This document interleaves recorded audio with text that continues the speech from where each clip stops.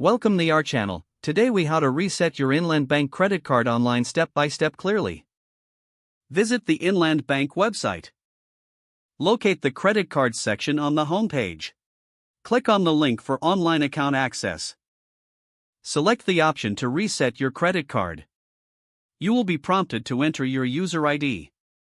If you don't have a user ID, look for the register or sign up link. Follow the instructions to set up your online account. Once you've entered your user ID, click Continue. You will receive a verification prompt to confirm your identity. Check your email or phone for a verification code. Input the verification code into the provided field. After verification, you will be allowed to create a new password. Choose a secure password that is easy for you to remember.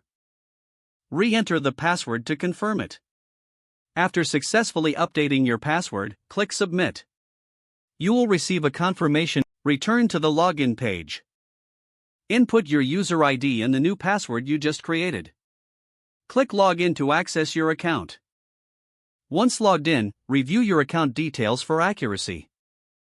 You are now ready to manage your Inland Bank credit card online. If the page does not load, refresh the browser or try again in a private or incognito window.